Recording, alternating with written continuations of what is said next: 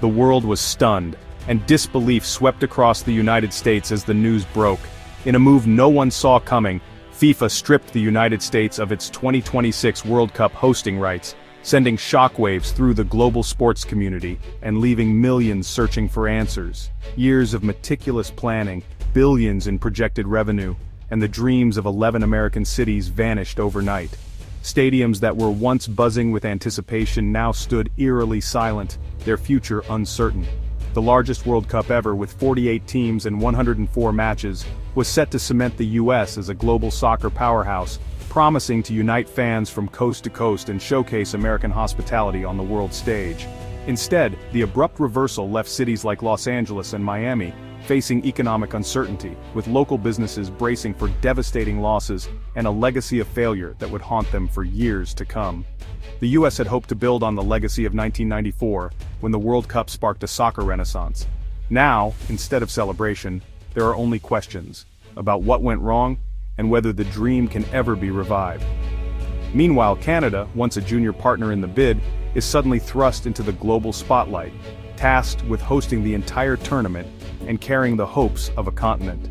The Canadian government and Soccer Canada quickly assured FIFA they could handle the challenge, promising to deliver a tournament worthy of the world's attention and trust. For Canada, it's a historic opportunity, an economic and cultural windfall that could transform its sporting landscape and inspire a new generation of fans. As American cities count their losses and grapple with disappointment, their northern neighbors prepare for a celebration that will be studied for years, setting the stage for a new era in North American soccer.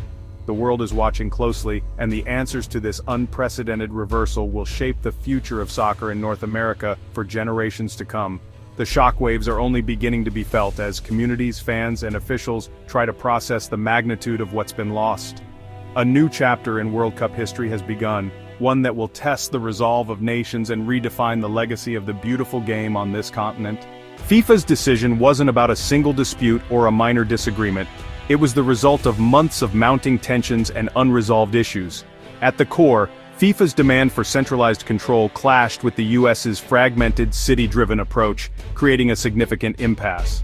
American host cities balked at costly requirements like FanFests, with many refusing to commit due to financial strain and logistical challenges. High-profile disputes, such as Stan Kroenke's standoff over Sophie Stadium revenues, highlighted deeper misalignments and financial disagreements. Local organizers resisted FIFA's demands for tax breaks and advertising control, fueling mistrust and further complicating negotiations. FIFA saw a pattern: financial strain, disunity, and reluctance to meet core requirements, which made the situation untenable. The decentralized U.S. model proved unworkable for an event of this scale, leading to logistical nightmares and coordination issues. In contrast, Canada and Mexico offered unified, government-backed support, presenting a more cohesive and reliable plan. Faced with risk and inconsistency in the U.S., FIFA chose the certainty of a centralized Canadian plan, ensuring smoother operations. The decision was about protecting the World Cup's integrity and ensuring a successful event. For FIFA, the choice was clear and necessary to maintain the prestige of the tournament. Hosting the 2026 World Cup in the U.S. was a financial minefield from the start. Unlike 1994's unified approach, the 2026 plan dumped massive costs, up to $200 million per city, onto local governments.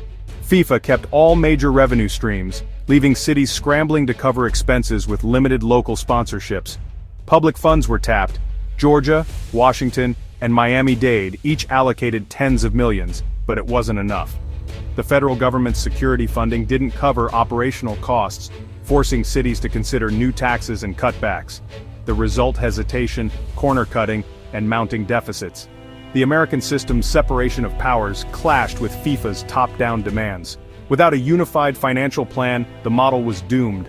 The dream collapsed under the weight of unsustainable economics. Passion for the sport couldn't overcome the cold reality of the numbers. The U.S. hosting model, once seen as a bold experiment, ultimately became its undoing.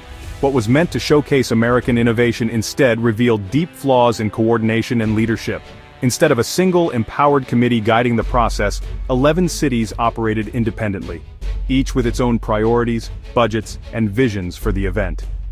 This fragmented approach made it nearly impossible to align on even the most basic decisions.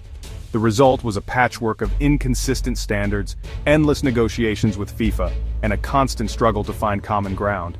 Every city wanted to do things their own way, leading to confusion and inefficiency at every turn.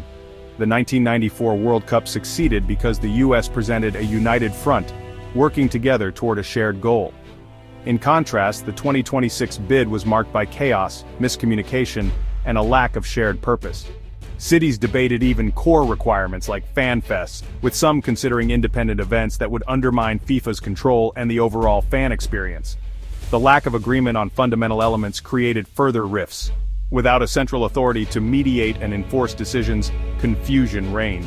Trust between cities, organizers, and FIFA eroded quickly, making collaboration nearly impossible. FIFA grew increasingly frustrated with the lack of accountability, transparency, and cohesion. The organization struggled to get clear answers or commitments from the U.S. side. The promise of leveraging America's vast resources and infrastructure was lost in a sea of organizational dysfunction and missed opportunities. What could have been a showcase of American capability became a cautionary tale. The lesson is clear: hosting a modern World Cup demands unity, vision, and a single point of accountability. Without these, even the best resources cannot guarantee success. The U.S. bid failed to deliver on all counts. FIFA's decision to look elsewhere was inevitable, given the circumstances and the lack of a cohesive plan. In the end, the cost of disunity was the loss of the world's biggest sporting event, a missed opportunity that will be remembered for years to come. As the U.S. reels, Canada seizes its moment. Canadian leaders acted swiftly, presenting FIFA with a unified, government-backed plan. Centralized organization, robust funding, and full commitment to FIFA's requirements set Canada apart. Existing venues in Toronto and Vancouver will be joined by others in Montreal, Edmonton, and beyond. Canada's experience hosting major events like the 2015 Women's World Cup provides a strong foundation. The government's financial guarantees will fast-track upgrades and logistics. For Canadian soccer, this is transformative, fueling grassroots growth and inspiring a new generation. The global spotlight will boost Canada's reputation for competence and collaboration. The narrative is one of rescue and opportunity. As the world tunes in, Canada is ready to deliver. The stage is set for a legacy that will last for decades. The economic fallout is dramatic. The U.S. loses billions in projected revenue, tourism, and jobs. Money already spent on preparations is now sunk cost. Cities like Miami and Los Angeles face budget holes and lost opportunities. Service industries from hotels to construction feel the sting. In contrast, Canada gears up for a boom: billions in new spending, surging tourism, and thousands of jobs. Host cities will see long-term benefits from infrastructure upgrades and global exposure. The World Cup will act as a catalyst for Canadian urban development. For the U.S., the loss is more than financial. It's a missed chance to shape the future. Investments made in anticipation now have little return. For Canada, the tournament is a springboard to lasting growth. One nation's loss is another's spectacular gain. The reversal of fortune is complete. Warning signs appeared during the 2025 FIFA Club World Cup, hosted by the U.S. The tournament exposed organizational flaws, inconsistent fan experiences, logistical hiccups, and poor attendance at key matches. Discounted tickets and empty seats alarmed FIFA, raising doubts about American organizers' ability to engage fans. The decentralized model led to uneven quality across cities, reinforcing FIFA's fears. FIFA officials took note. These problems foreshadowed bigger issues for 2026. Instead of course-correcting, U.S. organizers stayed the fragmented path. The Club World Cup became a dress rehearsal for disaster. FIFA saw enough to lose confidence in the U.S. plan. The lessons were clear but unheeded. The final decision was only a matter of time. The fallout ripples through corporations and fans alike. U.S. sponsors like Coca-Cola and Visa lose the chance to activate their brands at home, diminishing the value of their deals. Renegotiations with FIFA are likely, and future American sponsorship may cool. For fans, the loss is personal. Years of anticipation and planning evaporate. Many will travel to Canada, but it's a harder, costlier journey. The sense of betrayal is real, directed at both FIFA and U.S. soccer. The sport's momentum in America risks stalling. U.S. soccer's reputation is in tatters, facing scrutiny and diminished influence. In contrast, Canada's image soars, seen as reliable, organized, and ready. New sponsorships and fan excitement will follow north. The balance of power in North American soccer has shifted. Every ounce of lost U.S. credibility is Canada's gain.